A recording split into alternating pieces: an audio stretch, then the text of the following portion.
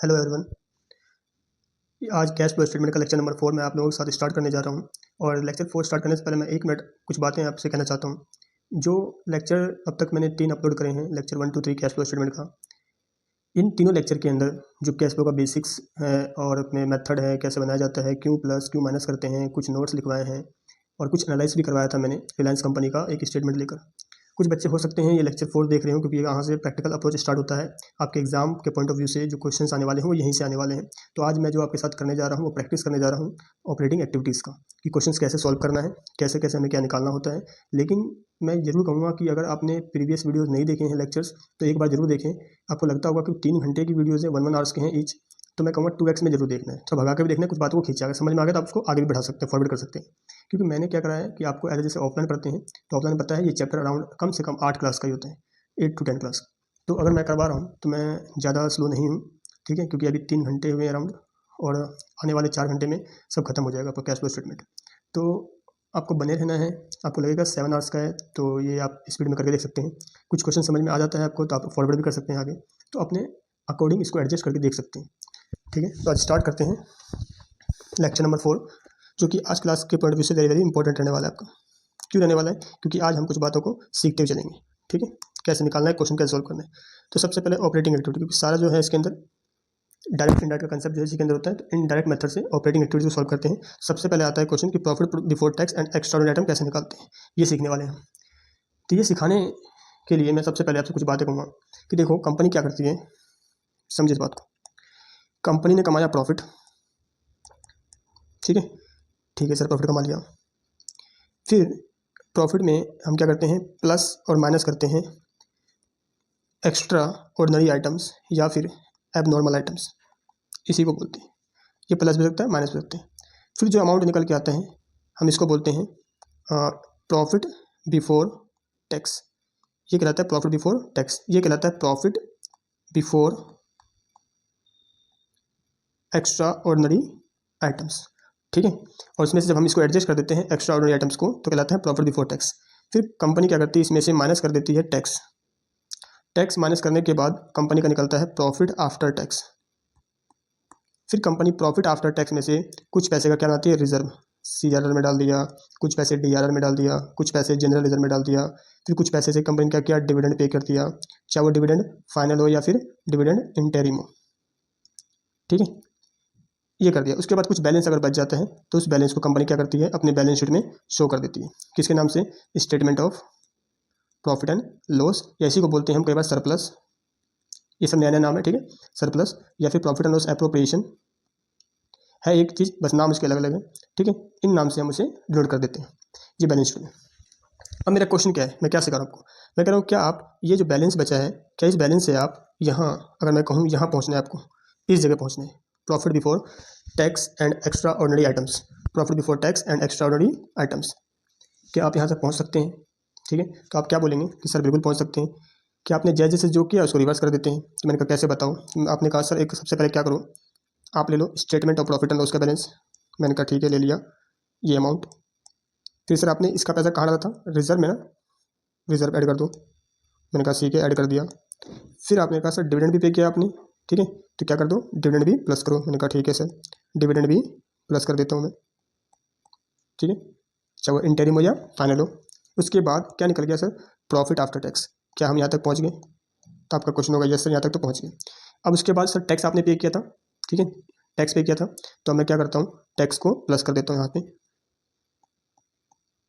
जैसे tax plus किया sir, ये जो अमाउंट निकल के है इसको क्या बोलेंगे, इसको बोलेंगे प्रॉफिट बिफोर टैक्स। क्या यही आया आपके पास, प्रॉफिट बिफोर टैक्स, सर ये आ चुका है। अब उसके बाद जो एक्स्ट्रा ऑर्डिनरी आइटम्स है एंड में इसको एडजस्ट कर देंगे। ये प्लस भी हो सकता है, माइनस भी हो सकता है, एक्स्ट्रा ऑर्डिनरी आइटम्स। ये करने के बाद आपके पास जो अमाउंट आएगा, क्या मैं इसको बोल दूँ, this is your profit before tax and extraordinary items. क्या आज मैं आपके साथ यही करवाने वाला हूँ, ठीक है, आज मैं जो करवाऊंगा वो ये होगा, ये सिखाना। इसके क्वेश्चन दे लेंगे 1 2 और ये आपका कंसेप्ट जो है आराम से क्लियर हो जाएगा। तो ये है तरीका। तो क्या मैंने इसी के नोट्स आपको लिखवा चुका हूँ आपके पास, देखो आप वर्किंग नोट 1 में। सबसे पहले कैश फ्लो में आते हैं, ये रहा जो थर्ड लेक्चर में समझाया था मैंने आपको कि देखो आपके पास net profit before tax and extra items, note number 1। और नोट नंबर 1 में ये रहा profit before tax and extraordinary items. इसमें कैसे निकाला था सब मैंने लिखवा रखा है, तो बस इसी की हम प्रैक्टिस करने जा रहे हैं क्वेश्चंस के माध्यम से। और मैंने अभी तरीका बता दिया हाईलाइट करके दोबारा से, क्योंकि मैं चाहता हूँ ना कि आपके अंदर ये समा जाए ये तरीका कैसे क्यों करते हैं प्लस माइनस। चलिए सर अब इसको सीखते हैं एग्जाम्पल से। मैं एग्जाम्पल ले रहा हूँ, फिर अब क्वेश्चन करवाऊंगा बुक के, ठीक है, आपके टी एस अग्रवाल के बुक के क्वेश्चन करवा दूंगा। एग्जाम्पल में सबसे पहले मैं कहता हूँ statement of profit and loss का बैलेंस है, अमाउंट 1,00,000, ठीक है। फिर क्वेश्चन में रिफंड ऑफ टैक्स है, refund of tax amount 10,000।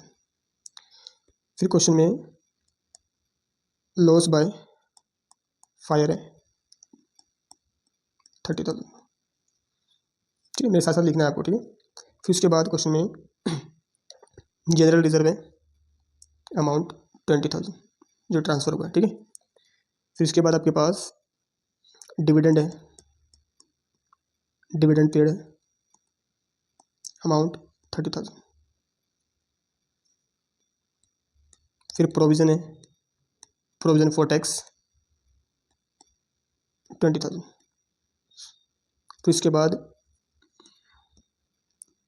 Interim dividend है। ये सब क्या होता है ये मैं पिछले क्लास में समझा चुका हूँ आपको, ठीक है। इसलिए अब यहाँ पे हम क्वेश्चन अच्छे से क्या सीखेंगे, profit before tax and extraordinary items. अच्छा, compensation receive against natural disaster amount 20,000। कोई कंपनसेशन आपको मिला है 20,000 का।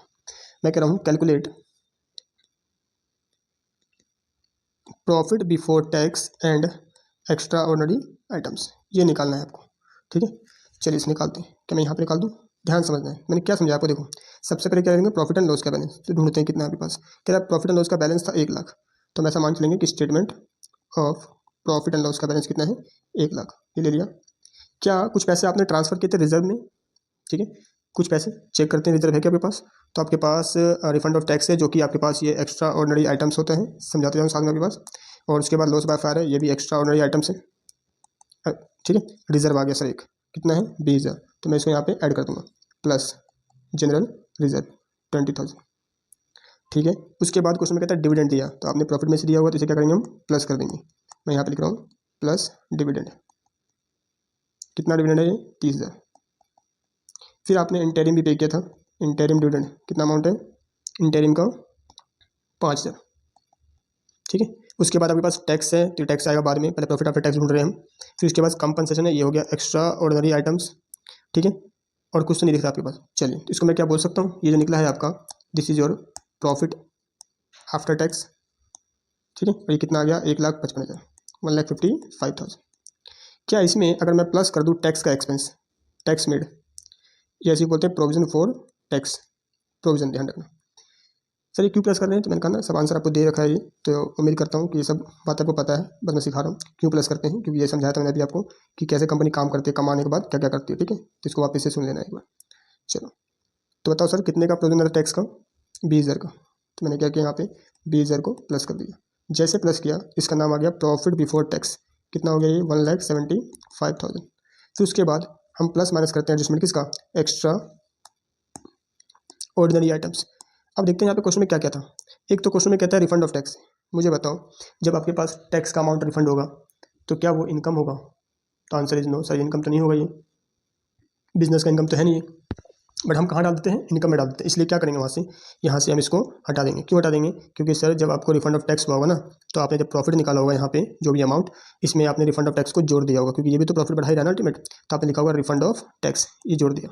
This is your extra ordinary item, से कभी कभी होता है, हमेशा नहीं होता टैक्स रिफंड, ठीक है। तो इसको क्या करेंगे हम वापस से, क्योंकि जोड़ा था तो यहाँ से मैं कह रहा हूँ इसको माइनस कर दूँ, क्योंकि हम ढूंढ रहे हैं प्रॉफिट, ठीक है। कौन सा प्रॉफिट, ऐसा प्रॉफिट जिसको हम मान लेंगे कि ये नगद का प्रॉफिट है। तो क्या ये नगद इसमें नहीं आ रहा, रिफंड ऑफ टैक्स में नगद तो आ रहा है, बट मैंने क्या बोला अभी आपको कि ये एक्स्ट्रा आइटम है, तो इसको प्रेजेंटेशन के लिए हम ऐसे दिखाएंगे, ठीक है। चलो उसके बाद क्या था लॉस बाय फायर, तो लॉस बाय फायर क्या किया होगा आपने, सर यहाँ पे बताओ जब प्रॉफिट निकाला होगा तो क्या माइनस किया होगा लॉस बाय फायर। अब मुझे ये वाला अमाउंट चाहिए, ठीक है, तो जो माइनस करा था अब इसको क्या कर देंगे इसमें प्लस कर देंगे, तो क्या ये आ जाएगा, तो मैंने कहा यस आ जाएगा, तो यानी प्लस कर देंगे, ये तो हो गया refund of tax, refund of tax. और ये क्या था loss by fire, loss by fire कितने का है लॉस बाय फायर, ये आपके पास आ गया 20,000 का, 20,000 का, ठीक है। ये तो प्लस हो गया आपके पास। क्यों प्लस किया? क्योंकि आपने लॉस जब हुआ होगा तो आपने प्रॉफिट कम कर दिया होगा, ठीक है। तो हम मानते हैं ऑर्डिनरी कोर्स का तो नहीं है नुकसान, इसको हम बाद में एडजस्ट करेंगे, ठीक है। इसलिए इसको क्या किया, प्लस कर दिया अभी के लिए। हमें ढूंढना क्या था, profit before tax and extraordinary items. क्या और भी है कुछ, देखते हैं। हाँ सर, एक आइटम और था, कंपनसेशन भी रिसीव हुआ है, कोई नेचुरल डिजास्टर हुआ था उसके अगेंस्ट। मैंने कहा ठीक है, ये भी क्या है, एक्स्ट्राऑर्डिनरी है। रिसीव हुआ होगा तो क्या किया होगा आपने, प्रॉफिट बढ़ा दिया होगा, तो इसको क्या करेंगे, ऐसे माइनस कर देंगे, ठीक है। कंपनसेशन कितना माइनस कर दिया, 20,000। अभी दिमाग में ये भी आ रहा होगा सर इसका दूसरा इफेक्ट भी होगा क्या, तो अभी मैं दूसरा भी आंसर दूंगा आपको, ठीक है, जिससे आपका डाउट क्या होगा, क्लियर हो जाएगा एकदम से कि इसका कर क्यों है। तब समझ में आएगा इसको हम क्या कर सकते हैं आगे, ये भी सीख जाओगे आप। तो सबसे पहले ये सब एडजस्ट करने के बाद क्या जाएगा मेरे पास, profit before tax and extraordinary items. तो इसको हम कर लेते हैं 20 और 10 30, 30 जाएगा तो 45 और 20 कितने हो गए भाई, 65, 1,65,000 का प्रॉफिट बिफोर टैक्स आ गया। अब इस अमाउंट को उठा के अगर मैं कहूँ कि कैश फ्लो बनाते हैं तो इसको कैसे दिखाते हैं, देखो नहीं कर रहा हूँ, ध्यान देना। सबसे पहले लेंगे profit before tax and extra ordinary item, जो कि मैंने नोट में बनाया था, नोट नंबर 1। कितना आया, 1,65,000, 1,65,000। क्या इसमें कोई भी एडजस्टमेंट है नॉन कैश का या नॉन ऑपरेटिंग, तो इसको प्लस माइनस कर देंगे, non cash and non operating items, ठीक है। एबनॉर्मल नहीं बोला मैंने, ठीक है, नॉन ऑपरेटिंग है, एबनॉर्मल को बिल्कुल अलग ट्रीट करती है कंपनी। चलो सर, ये भी नहीं है मेरे पास, तो ये जो आएगा अमाउंट इसको क्या बोलेंगे, profit before working capital changes. तो ये कितना आ गया अभी इसमें एग्जाम्पल में, एग्जाम्पल के अकॉर्डिंग ये आ गया आपके पास 1,65,000, ठीक है। फिर इसमें हम प्लस माइनस करते हैं वर्किंग कैपिटल का चेंजेस, ठीक है। ये भी मैंने अभी समझाया नहीं आपको, तो ये भी नहीं है, डैश कर दो। तब ये आपके पास आता है, पता है क्या, इसको हम बोलते हैं प्रॉफिट, ऐसे बोल रहे इसको cash profit. This is your cash profit, ढूंढ लिया हमने बिफोर टैक्स, बिफोर टैक्स। ये अमाउंट आ गया कितना, 1,65,000। फिर अगर क्वेश्चन में आपके पास टैक्स का एक्सपेंस है तो इसको माइनस कर देंगे टैक्स पेड, यहाँ पेड वर्ड लिखा, ठीक है, ध्यान रखना, जितना टैक्स पे किया। अगर मैं अपने क्वेश्चन की बात करूँ ना, इस क्वेश्चन में तो आपके पास क्या टैक्स पेड था या प्रोविजन फॉर टैक्स था, तो आपके क्वेश्चन आएगा प्रोविजन फॉर टैक्स था। इसका नोट भी मैंने लिखवाया हुआ है कि अगर आपके पास ओनली प्रोविजन फॉर टैक्स है तो हम इसी को बोल देंगे, एक ही बैलेंस को बोलेंगे यही मेड है, यानी इतना ही प्रॉफिट से पैसा निकाला होगा, इतना ही पे भी किया होगा, ठीक है। ये हमारा बेस्ट अजम्पशन होता है, ठीक है। कुछ नहीं लिखा है, अगर टैक्स किया है कि भाई इस साल में 20,000 का प्रोविजन बनाया तो मानते हैं यही पे भी हुआ होगा, ठीक है, तो इसको ही पेड बोल देते हैं, ठीक है। तो इसको मान लेते हैं कितना था, 20,000, ये मैंने माइनस कर दिया 20,000। तो सर ये क्या आया फिर, 1,45,000। This is your cash profit after tax, बोल सकता हूँ इसका नाम, कैश प्रॉफिट आफ्टर टैक्स, ठीक है। ये आ गया। उसके बाद हम इसमें एडजस्टमेंट करते हैं फिर से किसका, एक्स्ट्राऑर्डिनरी आइटम्स का।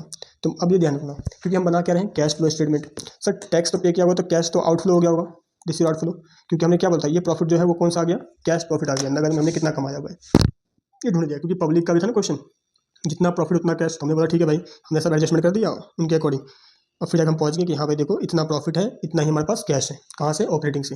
फिर मैंने कहा टैक्स भी पे किया था तो कैश का क्या हो गया, आउटफ्लो, मैंने माइनस कर दिया। अब मेरा क्वेश्चन है, क्या कोई भी एक्स्ट्रा ऑर्डिनरी आइटम्स के अंदर ऐसा है जिसमें कैश का इनफ्लो या आउटफ्लो हुआ हो, ठीक है। तो आओ देखते हैं, क्योंकि यहाँ पे ये निकालते वक्त तो हमने यहाँ पे क्या किया था, रिफंड ऑफ टैक्स माइनस किया था।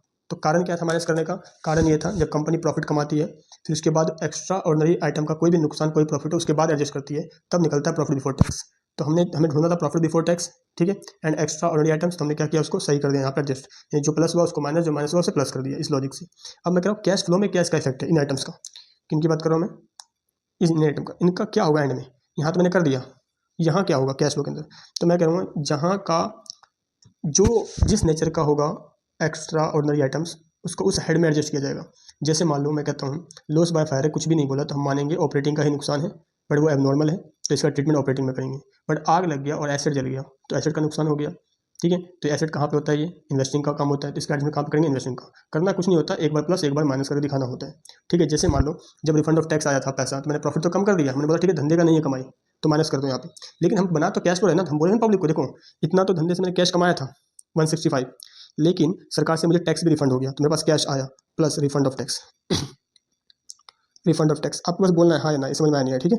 तो रिफंड ऑफ टैक्स के कैश क्या हो जाएगा, इनफ्लो हो जाएगा। कितना इनफ्लो हो जाएगा सर, 10,000 का था, मैंने 10,000 का जोड़ दिया। अब इससे एक डाउट और आएगा कि सर जब जोड़ना ही था तो आप इसका अगर ट्रीटमेंट नहीं भी करते हैं, यहाँ पे प्लस और यहाँ पे माइनस, तब भी तो इफेक्ट सेम रहता है। देखो 10 में 10 गया कितना, जीरो इफेक्ट, यहाँ तो इफेक्ट पड़ने वाला नहीं था। तो मैंने क्या कहा आपको, देखो इफेक्ट पढ़े नहीं पढ़े स्टेटमेंट पे ये इंपॉर्टेंट नहीं है। इंपॉर्टेंट ये है कि उसका प्रेजेंटेशन कैसे हो। क्यों? क्योंकि ये प्रेजेंटेशन सामने वाला जो यूजर्स देखता है उसे रीड करना होता है और समझना होता है इसका क्या मतलब है। ऐसे तो आप हर कुछ गायब ही कर दो फिर तो, है ना। क्योंकि कुछ आइटम ऐसे भी होगा, जैसे 10,000 प्लस कर 10,000 माइनस कर तो आप ये तो कह सकते हैं 10 में 10 या 0 हटा देते हैं। नहीं, प्रॉपर प्रेजेंटेशन कैसे होगा मैं ये सिखा रहा हूँ आपको। हाँ, ये बिल्कुल मैक्सिमम आइटम बता रहा हूँ मैं आपको, मतलब इससे फालतू एग्जाम में नहीं पूछ सकता आपके, ये मेरी गारंटी है। ठीक है। दूसरी बात कि अगर एग्जाम में क्वेश्चन आएंगे तो बहुत ही हल्का और लाइट क्वेश्चन आएगा, जितना मैं समझाऊंगा उससे बहुत कम। तो आपके दिमाग में क्वेश्चन ये भी आएगा कि फिर इतनी बातें क्यों कर रहे हैं हम। तो इसलिए करवा रहा हूँ क्योंकि आपकी जो तैयारी हो बिल्कुल एंड एक हाई लेवल की तैयारी हो। ठीक है। जहाँ पे आप एग्जाम में बैठे तो कॉन्फिडेंट रहें क्वेश्चंस को लेकर, कि आपके अंदर डर ना हो, कोई भी क्वेश्चन कैसा भी आए आराम से टैकल कर सकें। तो उम्मीद करता हूँ कि आप एक एक बात को ना सुनते जाएं, समझते जाएं, क्योंकि अगर एग्जाम में आ जाए तो आप ये थोड़ी कहेंगे कि तो इंपॉर्टेंट नहीं था, क्यों आ गया, क्या करेंगे। ठीक है। तो आ तो सकता है, चांसेस तो वहाँ पे भी है, बट रेयर क्या है अभी के लिए चांस उतने क्वेश्चंस नहीं आते। बट मैं फिर भी करवा रहा हूँ क्योंकि मैं मान के चल रहा हूँ कि वो 5% भी अगर किस्मत खराब हो आपका तो क्वेश्चन अगर ऐसे आ गए तो आप फंसे नहीं। ठीक है। तो चलिए स्टार्ट करते हैं वापस से।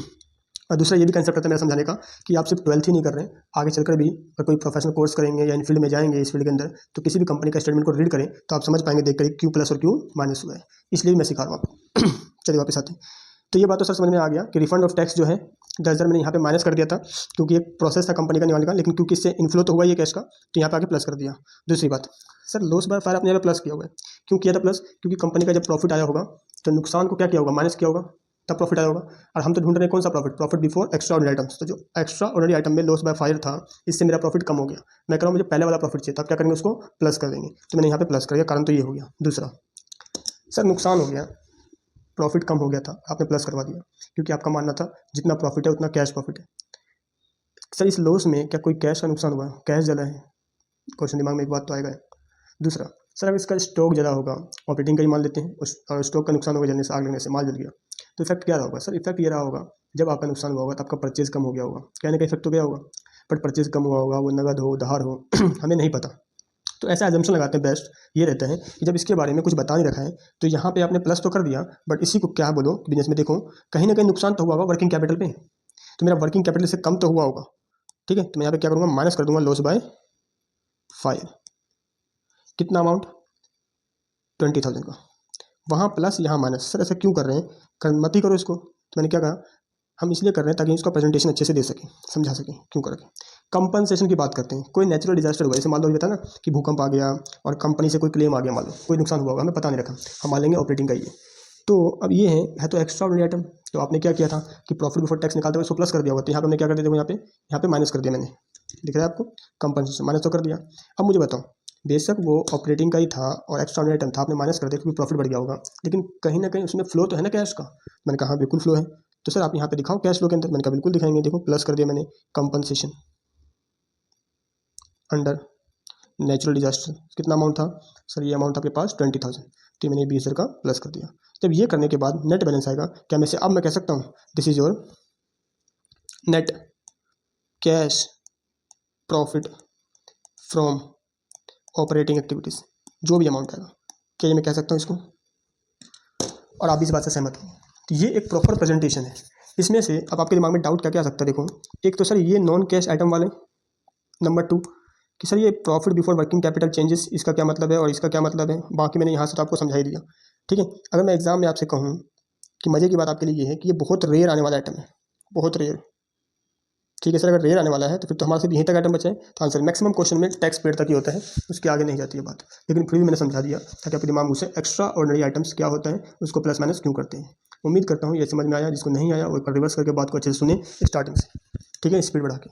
चलो, तो ये करते उम्मीद करते हुए कि आप ये समझ चुके हैं कि प्रॉफिट बिफोर टैक्स, ये प्रॉफिट बिफोर टैक्स कैसे निकाला जाता है। ठीक है, क्या मैं एक बुक का क्वेश्चन करवा दूँ इसमें ही? चलिए करते हैं, कैश फ्लो ही करेंगे आपका। ठीक है, प्रॉपर ऐसे ही। चलो सर, लेकिन सर आपने तो बताया नहीं वो प्लस माइनस का, तो मैंने क्या समझाया आपको कि देखो पिछले 3 लेक्चर में मैंने वो प्लस माइनस ही समझाया है। तो अगर आपने 3 लेक्चर नहीं देखा पिछले, ये सोच के कि 3 घंटे का है, तो फिर भाई सिखाने का कोई मतलब नहीं ना, क्योंकि मैं यहाँ पे कोई रील्स वगैरह तो बना नहीं रहा हूँ कि 5-5 मिनट का शॉर्ट बना दूँ। जैसे कि आप कंफर्टेबल उसमें होते हैं, मुझे मालूम है 12th के बच्चे, लेकिन मैं उम्मीद कर रहा हूँ कि आपको जड़ से अगर सीखना है ना तो थोड़ा टाइम तो स्पेंड करना पड़ेगा आपको। चलिए, अब मैं एक क्वेश्चन ले रहा हूँ और क्वेश्चन के थ्रू आपको मैं समझाता हूँ।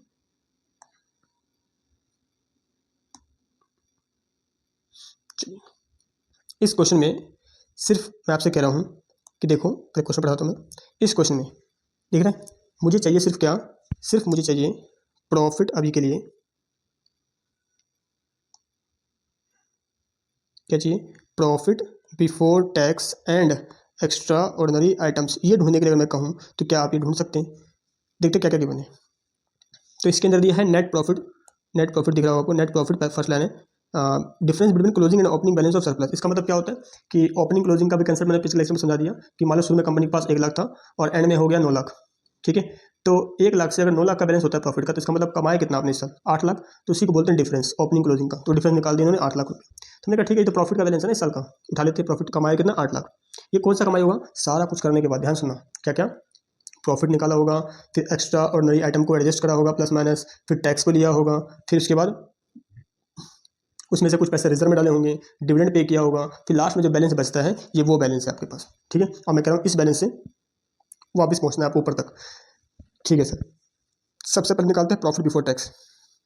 तो मैं एक काम करूँ आपके लिए, इस क्वेश्चन को मैं यहाँ से ले आता हूँ।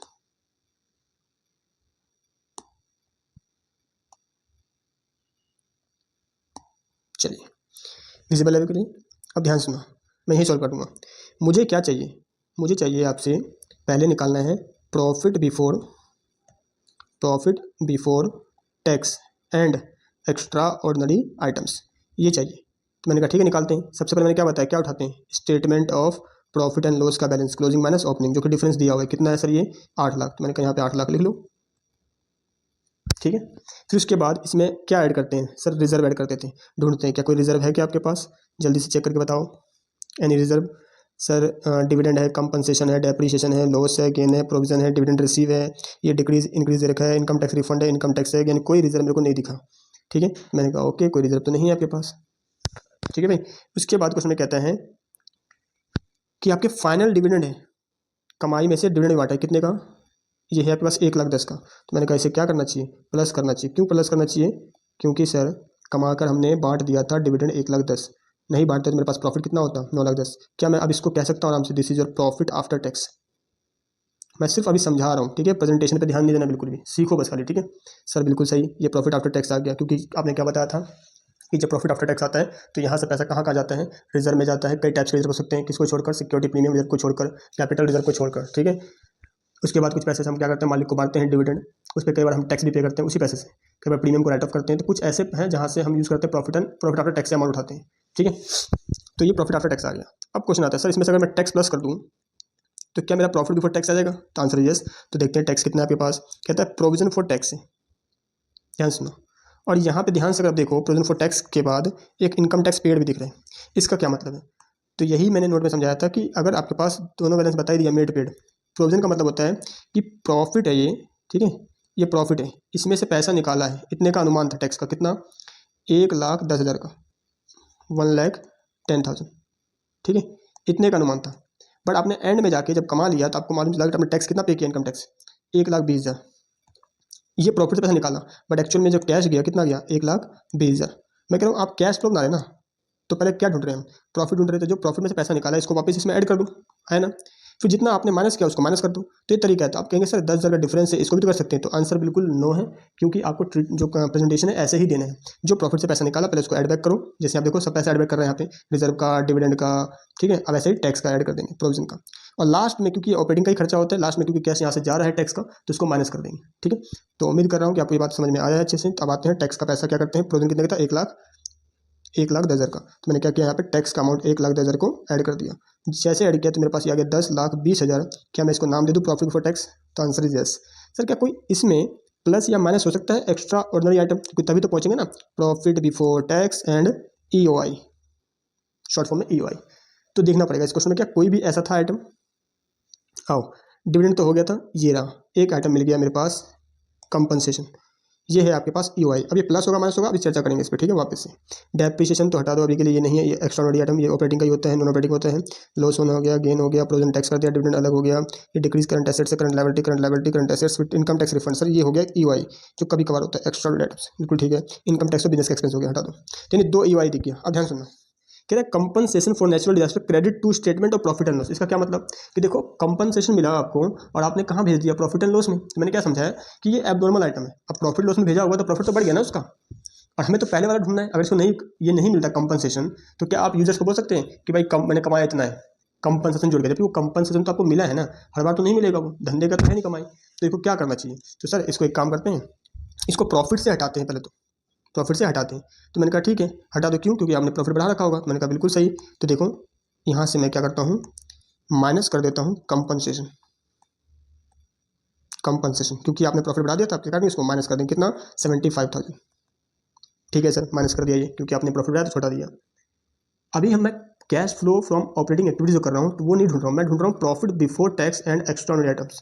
क्यों ढूंढ रहा हूँ, क्योंकि मैंने इस प्रॉफिट को फिर बाद में मानना है this is your cash profit, फिर हम उसको रेक्टिफाई करेंगे प्लस और माइनस करके, फिर एंड में पहुंचेंगे नगद प्रॉफिट पे। तो अभी के लिए इसको क्या क्या मैंने माइनस कर दिया। सर रिफंड ऑफ टैक्स में भी पैसा आया होगा, तो फिर से आपने प्रॉफिट बढ़ा दिया होगा, तो क्या करेंगे इसको भी, तो भैया इसको भी माइनस कर दो रिफंड ऑफ टैक्स। जब ये हम करेंगे रिफंड ऑफ टैक्स भी, कितना अमाउंट था, 10,000। तो इस 10,000 को जैसे यहाँ पे माइनस करा इन दोनों अमाउंट को, क्या मेरे पास profit before tax and extra आ गया, निकाल लो इसको कितना आएगा।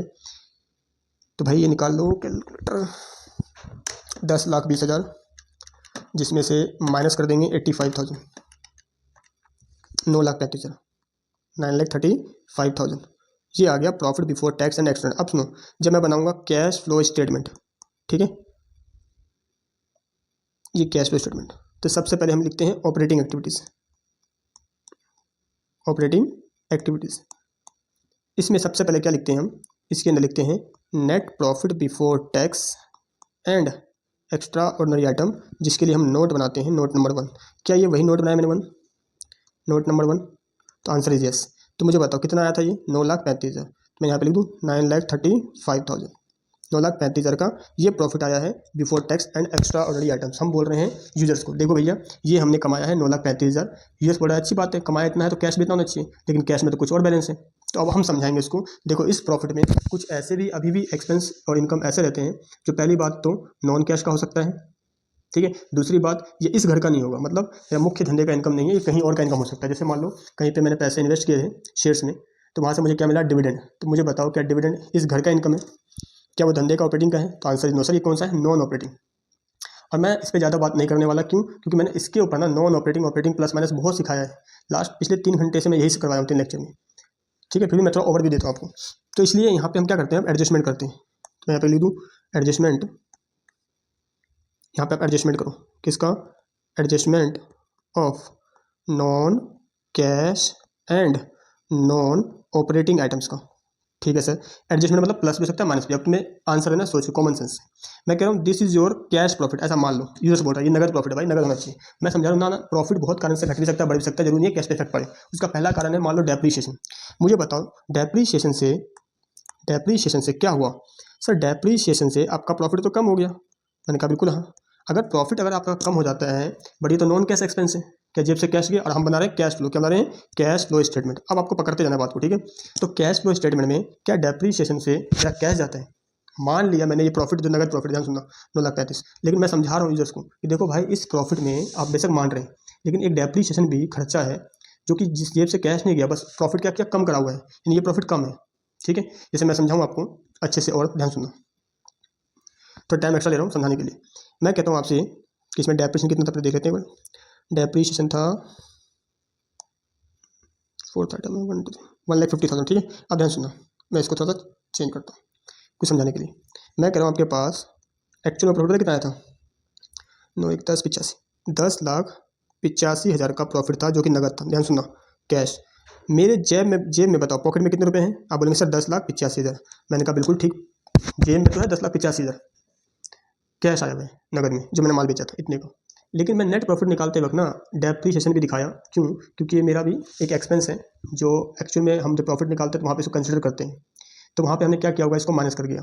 तो जब मैं इस 10,85 में से डेप्रीशिएशन को माइनस करा होगा 1,50,000, तब जाकर मेरे पास प्रॉफिट आया होगा 9,35,000। ये दिख रहा होगा आपको, ठीक है सर। तो बोला हाँ बिल्कुल सही बात है, 9,35,000 दिख रहा होगा। तो मैंने आपसे ये कहा कि सुनो 9,35,000 जो प्रॉफिट दिख रहा है, क्या मेरे जेब में उतने रुपये पड़ा हुआ है 9,35,000 है? तो आपका आंसर होगा नहीं, क्यों, क्योंकि सर जेब में तो 10,85,000 है ना अभी, बट प्रॉफिट कितना है 9,35,000। क्यों है 9,35,000? क्योंकि आपने डेप्रीशिएशन माइनस करा था, जो होना नहीं चाहिए। अगर जोड़ दें तो मेरा जेब में वापस से कितना हो जाएगा 1085। मैंने कहा बिल्कुल ठीक है। तो यहाँ पे क्या करते हैं, ऐड कर देते हैं डेप्रीशिएशन कितना 1,50,000।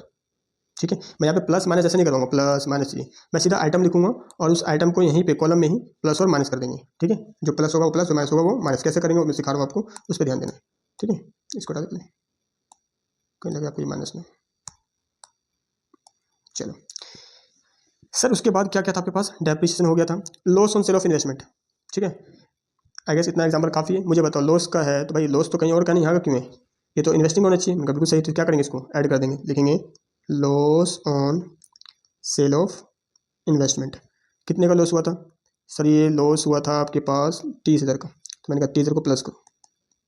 क्यों प्लस करा, क्योंकि फिर से वही कह रहा हूँ मैं, क्योंकि लॉस हुआ है आपका और ये लॉस इन्वेस्टमेंट के बेचने से हुआ था, ये आपके धंधे का नहीं है। तो ये कहाँ दिख जाना चाहिए, इन्वेस्टमेंट से। वहाँ पर क्या होगा क्या नहीं होगा बाद में चर्चा करेंगे, इन्वेस्टिंग करेंगे। अभी के लिए यहाँ से तो हटाओ, इस घर से हटा दो सर। मैंने कहा बिल्कुल सही, हटा देते हैं इसको। फिर उसके बाद हटाने के लिए मतलब वो माइनस क्या होगा, लॉस से प्रॉफिट कम हो गया होगा, तो हम हटाएंगे तो क्या हो जाएगा, वापस से ऐड बैक हो जाएगा, यानी प्लस है ये। कहीं आप कंफ्यूज ना हो जाए, मैं यहाँ पर प्लस कर देता हूँ क्योंकि पता नहीं आपने ऐसे ही पढ़ा होगा। ठीक है, आगे चलिए। उसके बाद क्या था सर, एक गेन भी तो है। हाँ बिल्कुल, गेन से क्या हो गया होगा, प्रॉफिट बढ़ गया होगा। लेकिन क्या ये गेन इस धंधे का है, तो आंसर इज नो सर, ये धंधे का तो नहीं है। ये कहाँ का होगा फिर गेन, सर एसेट बेचा तो इन्वेस्टिंग का ही होगा, ऑपरेटिंग का नहीं है। तो यहाँ से हटाओ, मैंने क्या लिखा, adjustment of non cash and non operating items. तो यहाँ से क्या करेंगे, इस गेन को हटा देंगे। तो मैं यहाँ पे लिख देता हूँ gain on sale of land. Sir कितने का गेन था, तो ये गेन था आपके पास 90,000 का। तो मैं यहाँ पे 90,000 क्या कर दिया, माइनस कर दिया। इसलिए मैं करता हूँ यहाँ पे प्लस माइनस नहीं दिखाऊंगा, जो आइटम ऐसे हैं वो प्लस में है, जो ब्रैकेट में है वो माइनस में। ठीक है, ये बढ़िया प्रेजेंटेशन होता है। ठीक है, कंपनी भी ऐसे ही फॉलो करती है इनको, वहाँ दिखेगा नहीं आपको प्लस माइनस। चलो सर आगे। आगे इसके बाद गेन के बाद प्रोविजन फॉर टैक्स हमने कर दिया। डिविडेंड रिसीव, मुझे बताओ डिविडेंड रिसीव क्या आपके धंधे का इनकम है, तो answer is no. Dividend receive हुआ है, इसका मतलब है कि आपने पैसा का इन्वेस्ट किया होगा, तो कहाँ का होगा, इन्वेस्टमेंट का। बट आपने तो कहाँ दिखा दिया, प्रॉफिट एंड लॉस में। तो ये भी किसी और घर का, तो यहाँ से हटा देंगे, लिखेंगे डिविडेंड पे नहीं बोला मैंने, ध्यान रखना, रिसीव। जब लगे ना कि इसकी हटा रहे तो सोचना कि आपको डिविडेंड क्यों मिल रहा है। ठीक है, इसका कारण ढूंढना, क्योंकि आपने पैसे कहीं पे शेयर में इन्वेस्ट किए होंगे, इन्वेस्टिंग का पार्ट है। तो ये भी हो गया 20,000। चलो सर, उसके बाद अब ये क्या है, डिक्रीज इंक्रीज इंक्रीज, इसके बारे में बताया नहीं है, बाकी तो टैक्स वगैरह आप समझ से। ये एडजस्टमेंट करने के बाद जो मेरे पास प्रॉफिट आया है नेट, वो आया है 9,35,000, जिसमें मैंने प्लस कर दिया डेप्रिसिएशन का 1,50,000, प्लस कर दिया 30,000 और माइनस कर दिया मैंने 1,10,000। ठीक है, ये आ गया है 10,05,000, 10,05,000, 10,05,000। इसको पता है क्या नाम देते हैं, हम इसको बोलते हैं this is your profit before working capital changes. मतलब ये वो प्रॉफिट हमने ढूंढ दिया, मतलब प्लस माइनस कर दिया, जो इस घर का नहीं था, नंबर 1, जो नॉन कैश था उसे हटा दिया, मतलब प्लस या माइनस कर दिया। तो अब ध्यान सुनना, क्या ऐसा भी हो सकता है कि वर्किंग कैपिटल मतलब करंट एसेट करंट लायबिलिटी। ठीक है, ध्यान सुनो, क्योंकि मैंने ये समझाया नहीं था अच्छे से, अब दोबारा से इसको इस पर थोड़ा चर्चा करते हैं। ठीक है, मैं कह रहा हूँ profit before working capital changes, इसका क्या मतलब। तो इसके एग्जांपल समझाता हूँ, इस एग्जांपल को हमेशा कैच करने की बात को समझना। ठीक है, सुनो, करंट एसेट करंट लायबिलिटी की बात करते हैं। क्या करंट एसेट्स में क्या क्या आइटम आते हैं, मैं लिख दूँ पहले आपके पास। कैश आता है, जिसको बोलते हैं कैश एंड कैश इक्विवेलेंट, हाँ सर। क्या शॉर्ट टर्म इन्वेस्टमेंट आता है, हाँ सर। क्या आपके अदर ट्रेड रिसीवेबल्स आता है, जिसके अंदर डेटर, BR, या फिर अदर करंट एसेट्स आता है, जैसे मतलब कोई प्रीपेड एक्सपेंस हो गया है ना, और आपके पास एडवांस टैक्स वगैरह हो गया, ये मान लो अदर करंट हो गया ये। अब सुना, शॉर्ट टर्म इन्वेस्टमेंट तो और कैश इक्विवेलेंट तो मैंने क्या बताया था, this is your cash and cash equivalent, ये बताया था। तो answer is short term investment को क्या मानते हैं सर, कैश मान लेते हैं। ठीक है, हालांकि मैंने इस पर भी चर्चा और करा था और बाद में करूंगा भी अच्छे से। ठीक है, अभी के लिए आपके 12th क्लास के बच्चे को करंट इन्वेस्टमेंट जैसे दिखे उसे क्या मानना है, कैश एंड कैश इक्विवेलेंट। ठीक है, हालांकि बाद में AS3 इसको मना कर देती है कि ये नहीं होना चाहिए था, वहाँ पे हम मार्केटेबल सिक्योरिटी यूज़ करते हैं, बट ठीक है, करंट इन्वेस्टमेंट नहीं लेते। नॉलेज पॉइंट ऑफ व्यू के लिए बता दिया मैंने आपको, ऐसा होता है। लेकिन आपको समझना है करंट इन्वेस्टमेंट जहाँ दिखे शॉर्ट टर्म इन्वेस्टमेंट क्या मानना है उसे, current sorry cash and cash मान के आगे बढ़ जाना है। ठीक है सर, तो इसको तो कैश मान लिया। फिर इसकी बात करते हैं, ध्यान सुनना। क्या करंट एसेट्स कोई भी यहाँ पे अगर बढ़ रहा हो या कोई भी एसेट घट रहा हो, जैसे एग्जांपल समझाऊँ मैं आपको, मान लो आपके पास डेटर था, डेटर हो सकता है बिगिनिंग में 1 लाख हो और क्लोजिंग में मैं बोलूँ 80,000 का रह गया और कुछ बोला नहीं। ध्यान सुनो, 1 लाख का डेटर 80 हो जाता है, देनदार मतलब कम हो गया आपका। क्यों कम हो गया होगा, इसमें बेस्ट क्या मानना रहेगा कि बैड डेट हो गया ये मानूँ, या ये मानूँ कि कलेक्शन हो गया होगा, डेटर ने पैसे दिए होंगे। बेस्ट क्या निकल के आ रहा है आंसर आपसे। अगर आप बैड डेट मानते हैं तो फिर बात, इसका मतलब आपका एजम्पशन सही नहीं है, क्योंकि हर बार बैड डेट ही मानेंगे कम होने के कारण, तो फिर तो डेटर से पैसा मिलने वाला ही नहीं है, खाली माल बेचो भूल जाओ उसे। तो बेस्ट क्या रहता है मानना यहाँ पे, कलेक्शन हुआ होगा। तो मुझे बताओ, जैसे मेरा डेटर एक कम हुआ तो क्या मैं कह सकता हूँ इनफ्लो हुआ कैश का, इनफ्लो ऑफ कैश कितना रुपया आया सर 20,000 आया। क्या आपको ये बात समझ में आया? अगर ये आया तो मैं आगे बढ़ जाऊँगा फिर से, ठीक है। ये समझ में आया 20,000, तो आपका आंसर होगा यस सर, ये समझ में आया, इनफ्लो ऑफ पैसा आया। तो इसको क्या करना चाहिए, कैश फ्लो बनाए तो हम सर इसको प्लस कर देना चाहिए। मैंने कहा बिल्कुल ठीक। अब ध्यान सुनो, वाइस इनवर्स, इसका उल्टा कर दूँ मैं, बताओ। ओपनिंग डेटर था आपके पास 80,000, क्लोजिंग डेटर हो गया 1,00,000। अब बताओ ये 20,000 का डेटर बढ़ गया और हम बना रहे हैं कैश फ्लो स्टेटमेंट। क्या आपने यही सीखा आप लोगों ने, जिसने पढ़ा हुआ है पहले से? मैं पहले दिखवा दूँ यहाँ पे, पता है आपने क्या पढ़ा है? सर ने बताया होगा आपको, आपके स्कूल में टीचर ने, मैडम ने बताया होगा, करंट एसेट, ठीक है। अगर वहाँ पे ये बातें नहीं बताया होगा, करंट एसेट में सब कुछ आते हैं कि हम इसकी बात कर रहे हैं, इसकी बात कर रहे हैं, फिर मैं तो बता दिया आपको, आप वापस आते हैं और बता दिया, अच्छी बात है। करंट एसेट्स अगर ये घट रहा है, डिक्रीज हो रहा है, कम हो रहा है, तो मानना कैश आ रहा है, उसे प्लस कर देना, ये बताया था। और इसी का सेम एग्जांपल मैंने यहाँ पे दिया भी है, तो देखो मजा भी आ गया होगा कि आपके टीचर ने सही बताया बिल्कुल। करंट एसेट्स जैसे ही घटा तो आप क्या करो, प्लस कर दो, क्यों? क्योंकि कैश आया। देखो मैंने वही किया, 1,00,000 से कितना हो गया 80,000, डेटर घट गया, मतलब हमने क्या माना बेस्ट कि कलेक्शन आया, पैसे आए होंगे 30,000, तो मैंने भी क्या कर दिया प्लस, बिल्कुल सही। क्या फिर आपको ये बताया करंट एसेट अगर बढ़े तो कैश माइनस आते हैं, इसे माइनस कर देना, माइनस करना बता तो दिया होगा, ठीक है। तो आपने बोला हाँ माइनस तो कर देंगे, मैंने कहा ये बात भी ठीक है, लेकिन किस पे ठीक है देखो बताता हूँ मैं। मान लो मैं कहता हूँ अभी के लिए इसको वापस हटा के मैं कहता हूँ डेटर नहीं है, मैं इस पर जोर क्यों दे रहा हूँ क्योंकि मैंने इससे पहले थोड़ा चर्चा नहीं किया, कम किया है, इसलिए ध्यान सुनना। मैं कहता हूँ कि बस स्टॉक है, स्टॉक की बात कर रहा हूँ। ओपनिंग में स्टॉक था 1,00,000 और क्लोजिंग में स्टॉक हो गया 1,50,000। तो बताओ 1,00,000 का स्टॉक 1,50,000 हो गया, पहले मेरे पास 1,00,000 का स्टॉक पड़ा था और एंड में हो गया 1,50,000 का। वो कैसे बढ़ गया होगा? अपने आप ये खरीदा होगा। बेस्ट क्या मान रहेगा स्टॉक बढ़ने का? सर खरीदा होगा, उसमें भी कुछ नहीं बोलता, मान लो एक तरफ से नगद खरीदा होगा। तो आपको दिख भी रहा है कि सर एसेट जैसे बढ़ा तो आपकी जेब से क्या हुआ, कैश चले गए, कितने 50,000, ये तो हो गया आउटफ्लो। क्या आपने यही करा, करंट एसेट्स माइनस हुआ, ठीक है। तो क्या किया आपने, कैश फ्लो में से माइनस कर दिया, बिल्कुल सही। मतलब इन दोनों एग्जाम्पल से आपको यही लग रहा है अब तक कि जो पढ़ा आपने बिल्कुल सही पढ़ा, तो आंसर यस, आपने बिल्कुल सही पढ़ा। लेकिन अब इसी लॉजिक से आपको आंसर देना है ईमानदारी से। ये लो,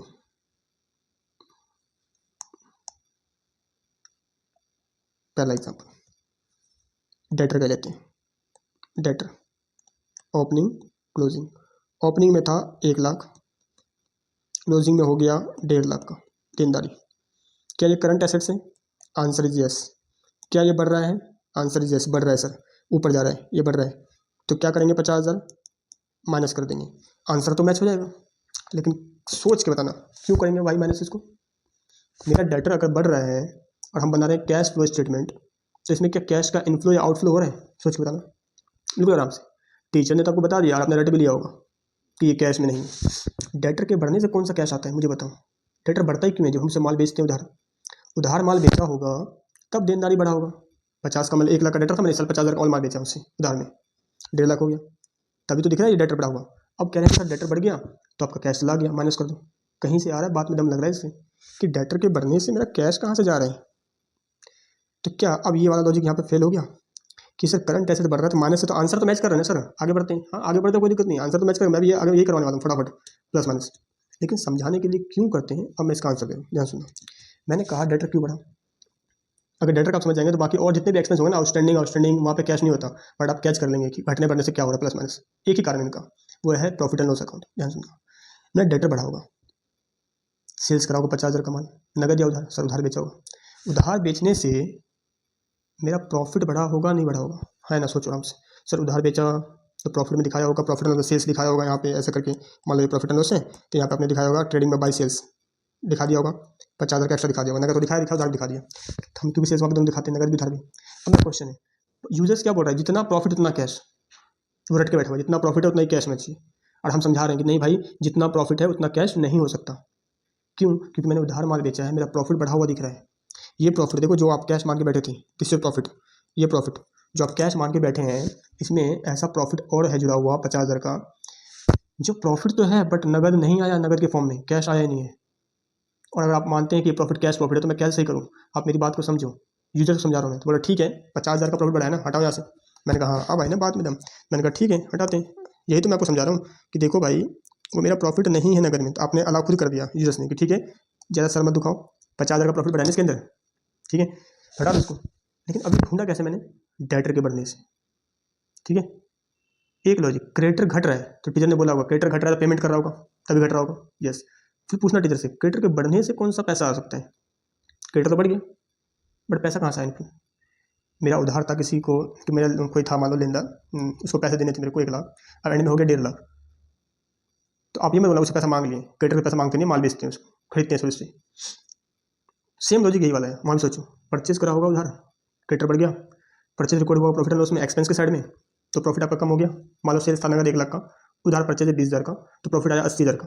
पब्लिक कह रहा है जितना प्रॉफिट उतना कैश, तो हम समझा रहे देखो भाई जितना प्रॉफिट उतना कैश नहीं, कैश पड़ा है 1 लाख जेब में और आपको प्रॉफिट दिख रहा है 80,000, तो पब्लिक कह रहा है तो 20,000, मैंने कहा देखो 20,000 क्रेडिटर दिख रहा है वो बढ़ते हुए, क्रेडिटर तो बढ़ गया, नुकसान तो मैंने बुक कर लिया, लेकिन जेब से कैश 1 रुपये भी नहीं गया। जब 1 रुपये भी कैश नहीं गया तो इसलिए मेरे पास 1 लाख पड़ा हुआ, प्रॉफिट 80 दिख रहा है। अब अगर आप 80 को 1 लाख करना चाहते हैं तो उस 20,000 को ऐड कर दो। तो इस लॉजिक से यहाँ पे प्लस और माइनस होता है, ठीक है। जहाँ पे आपने सिर्फ ये सीखा, कुछ जगह तो आपका वो ट्रिक काम कर गया घटने बढ़ने का, बट कुछ जगह आप फंस सकते हैं, इसलिए ध्यान रखना है। तो मैं उम्मीद करता हूँ ये बात आपको समझ में आया, नहीं आया तो दोबारा से 5 मिनट बैक करके सुन लेना, अच्छे से समझ एनालाइज करें चीज़ों को। जितना एनालाइज करेंगे आप उतना आपके लिए अच्छा रहेगा और आप उतना अच्छे से सीख पाएंगे। और जब एक बार सीख लेंगे ना तो ये चैप्टर बहुत आसान लगेगा आपको एंड करते करते, ठीक है।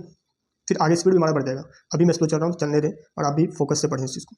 चलिए सर ये तो कर दिया, तो क्या सर ऐसा ही कोई ये इसी को क्या बोलते हैं, क्या बोले बताओ भाई, इनका डिफरेंस ले लिया 80, 1 लाख से 80 हो गया, क्या बोलूँ मैं इसको, 1 लाख से अगर ये 80 हो जाते हैं तो हम बोलेंगे डिक्रीज हो रहे हैं, क्या हो रहा है, डिक्रीज इन करंट एसेट्स। कौन से एसेट्स, क्या वो cash bank short term investment, answer is no, इसके अलावा कैश एंड कैश के अलावा, ठीक है इसकी बात कर रहे हैं। आओ देखते हैं इन्होंने क्या लिखा। पहले हम कहता है डिक्रीज हो रहा है current assets other than cash and cash equivalent, मतलब इसको तो लेते ही नहीं हम इसके अंदर, ठीक है। जो कैश और कैश वाले आइटम होते हैं यहाँ पे नहीं आता, वो कैश में आते हैं, ठीक है। और यहाँ वर्किंग कैपिटल में हम ले रहे हैं other than cash and cash equivalent, जिसके अंदर कैश भी आ गया, शॉर्ट टर्म इन्वेस्टमेंट भी आ गया, इनको छोड़कर।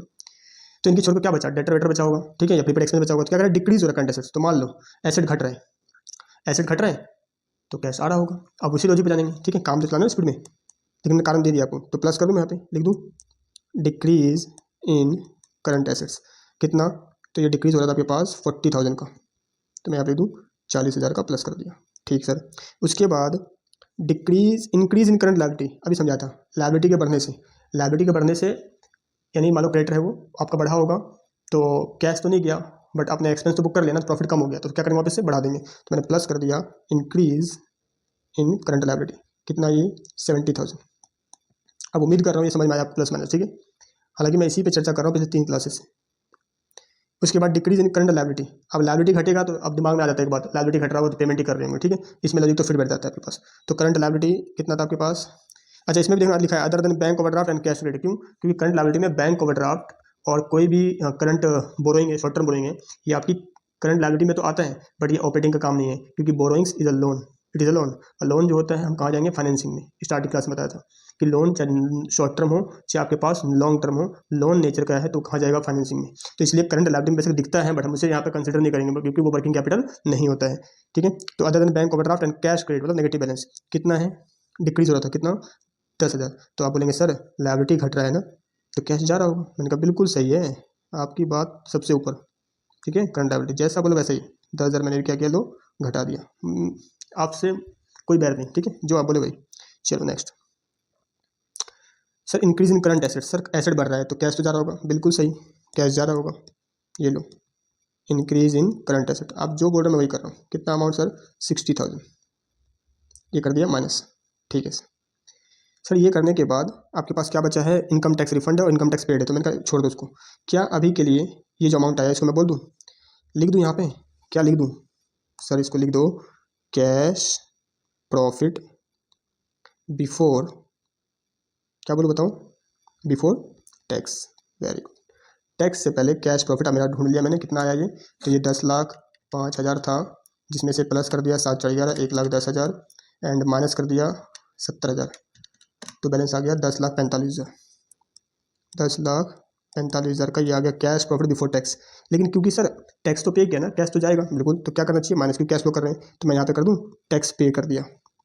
सर कितना टैक्स पे कर दिया, देखो क्वेश्चन में ये रहा, इनकम टैक्स पेड है कितना, 1,20,000 का क्या है टैक्स पे कर दिया, तो कैश का क्या हो जाएगा, इससे आउटफ्लो हो जाएगा, तो मैंने कैश पे कर दिया 1,20,000, ठीक है सर। तब ये क्या आ जाएगा सर, तो मैं इसका नाम दे देता हूँ, दिस इज योर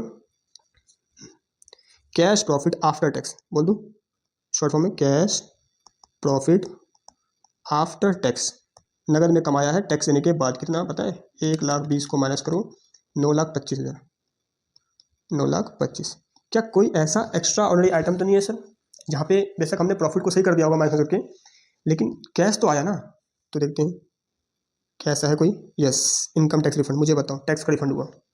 अभी कहीं ना इन्वेस्टिंग का ना फाइनेंसिंग का है, पैसा तो आया ना, हम तो फ्लो ही दिख रहे हैं, प्रॉफिट में बेशक सर आपने हटा दिया था, तो कहाँ कहीं ना कहीं तो प्लस करना पड़ेगा ना। तो मैंने कहा बिल्कुल बिल्कुल एंड में आके इसमें प्लस कर देंगे tax refund, tax refund. Sir कितना रिफंड था, ये था 10,000, मैंने कहा ये लो 10,000 का प्लस कर दूँ। क्या सर कुछ और भी था एक्स्ट्रा ऑर्डिनरी आइटम जहाँ पे कुछ कैश वैस आया हो? देखो सर ये कंपनसेशन, कितने का कंपनसेशन था 75 का, जो आपने यहाँ पे तो माइनस कर दिया था, बट क्योंकि पैसा तो आया ना, हम नेट से निकाल रहे कैश फ्लो, मैंने कहा बिल्कुल पैसा आया है, तो यहाँ पे क्या कर देंगे, इसको प्लस कर देंगे कंपनसेशन। कितना था 70,000 आई गेस, 75,000 था, 75,000, 75,000। और जब मेरा ये नेट निकल जाएगा तो मुझे बताओ कितना आ गया, 75, 10,10,000, 10,10,000 का मेरा नेट फ्लो आया है। इसको बोल देते हैं net flow from operating activities. This is your net cash, मतलब धंधे से, पूरे बिजनेस से मैंने कैश कितना जनरेट किया है, 10,10,000। मतलब इसमें कोई भी ऐसा आइटम नहीं है जो मेरे मुख्य बिजनेस का पार्ट नहीं हो, क्योंकि इसको मैंने अलग ही कर दिया, डिविडेंड वगैरह सब फेंक दिया यहाँ से हटा के, डेप्रिसिएशन नॉन कैश था हटा दिया, फेंक दिया उससे, और बाकी जो उधार सेल्स वगैरह था, उधार का परचेज वगैरह था, सब एडजस्ट कर दिया, एक्स्ट्रा ऑर्डिनरी आइटम टैक्स वगैरह सब कर दी, तो मेरे पास ये निकल गया। अब मैं इस पैसे का कुछ इन्वेस्ट करूँ, लोन चुकाऊँ, अलग चीज़ है, वो इन्वेस्टिंग फाइनेंसिंग में देखा जाएगा। तो मेरे पास धंधे से अगर मैं पूछूँ कि मेरे इस क्वेश्चन के अकॉर्डिंग मैंने बिजनेस से कितना कमाया, कैश प्रॉफिट याद रखना, तो 10,000, 10,10,000, 10,10,000। लेकिन अगर आप यहाँ पे देखें प्रॉफिट कितना आया था बिफोर टैक्स एंड 9,35,000, 9,35,000, ठीक है। अब बताओ कि 9,35,000 कैश प्रॉफिट कमाया? नहीं सर, एक्चुअल में तो ये है 10,10,000। तो उम्मीद करता हूँ ये बात आपको अच्छे से समझ में आया है, ठीक है। और इसके क्वेश्चंस और भी करेंगे, लेकिन बिल्कुल क्योंकि अभी समझाना था मुझे ऑपरेटिंग एक्टिविटी का ये वाला पार्ट कि कैश फ्लो कैसे बनता है ऑपरेटिंग से, तो उम्मीद करूँगा आपको ये वाला पार्ट नंबर 1 और ये नंबर 2 समझ में आ गया अच्छे से, ठीक है, क्योंकि ये समझाना था, बाकी तो मैंने ये टैक्स वाला सिखाई दिया आपको। अब नेक्स्ट क्वेश्चंस में क्या होगा, नेक्स्ट लेक्चर में हम करेंगे cash flow from investing activities, और फिर वहाँ पे टॉपिक समझने के बाद वापस से इनका बीच में थोड़ा बहुत डिस्कशन आता रहेगा, ठीक है। अभी मैंने कुछ नोट्स जो है मिसलेनियस बताए नहीं है, ठीक है कुछ बेसिक बातें सिर्फ टैक्स का बताया था, इसके भी क्वेश्चन जब आएंगे उसके अकॉर्डिंग मैं आपसे चर्चा करूँगा, ठीक है, टैक्स के ऊपर जो भी आएगा। फिर उसके बाद मैक्सिमम क्वेश्चन, क्योंकि देखो क्वेश्चन जब सॉल्व करेंगे तो समझ में आएगा अच्छा क्यों हो रहा है प्लस और माइनस अच्छे से, ठीक है। पिछले 4 लेक्चर में उम्मीद करता हूँ 4 घंटे लिए मैंने आपसे, अगर इन 4 घंटे को, क्योंकि मैं बहुत स्लो करवा रहा हूँ, अगर इस 4 घंटे को अगर आप 2 के स्पीड में देखें तो सिर्फ आपके पास 2 आवर्स में मैंने क्या क्या कवर कर दिया, ध्यान देखो, आपके पास बेसिक्स कवर कर दिए हैं, कैश फ्लो क्यों कैसे बनाते हैं, प्लस माइनस क्यों होता है, एक्स्ट्रा आइटम, ऑपरेटिंग, सारा डन हो चुका है। तो मैं ज़्यादा स्लो नहीं हूँ, मैं उम्मीद करता हूँ कि आप अच्छे से पढ़ें, सीखें और आगे बढ़ें। आज के लिए इतना रखते हैं, मिलते हैं नेक्स्ट लेक्चर में cash flow from investing activities के साथ, प्लस उसमें क्वेश्चंस भी करेंगे, वहाँ पे लेजर अकाउंट भी बनाना सिखाएंगे आपको कैसे क्या होता है। ओके, आज के लिए इतना ही, बाय बाय।